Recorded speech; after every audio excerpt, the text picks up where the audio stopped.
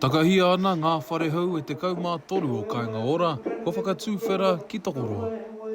I have a friend at the moment that's been homeless for the last 7 years. She's over there talking to Debbie at the moment, trying to get in. She's already been given the housing assessment call. She's excited. Her and her 2 kids have been on the streets for the last 7 years, bouncing from motel to motel. I ngā taurua te kaumārima, koinei ngā whare kā wanatanga tuatahi, ko tau ki Tokoroa. Hei tā tēnei kai noho, he mea nui tēnei. Well, I just live up over there on the hill, over the hill, so I watched it get built from the beginning. I reckon it's going to be awesome for our community. It's going to hopefully, keep people out of the streets, keep people here in our town, because they need homes, families need homes. Wow, it's amazing! Tēnei o nā kaumāsio mō nā wharenei. A te mea mōhio ana tēnei, e mahau rātou ki nui, kei rungi nā tiriti e nohana. Kare he whare, kare he āwhina, he manaaki.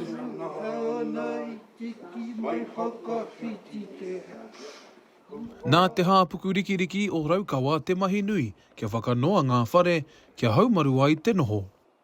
Ko te whakaaro nui ne, i roto i te manawa o te tanata.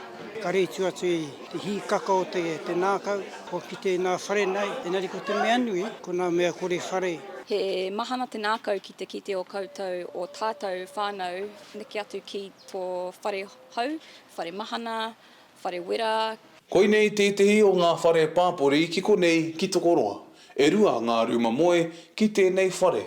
E ono atu anō ngā whare e rua ngā ruma moe, ko te toenga o ngā whare e te kaumātoru, kei waenga i te toru ruma me te rima ruma te rahi mō ngā whānau nui.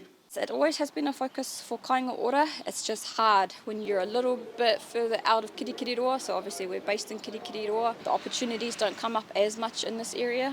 E nui whakahiriira mō te tātou, mō te taone o Tokoroa, mō te taone e te kakaoro o Pātatere. A tātou e mahi nei nā mahi hei haha, hei paina mō o te tanata, mō te huna pohara ne. Awesome for that Tokoroa's got something like this. Our rent here is disgusting at the moment, and we're only a little town. It's going to actually give people a chance to thrive here.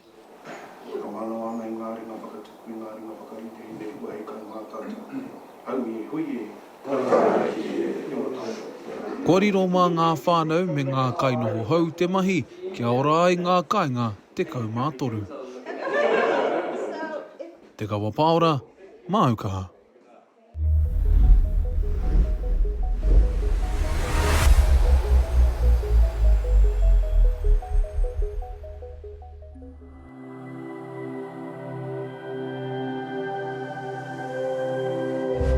Ko te reo, te take.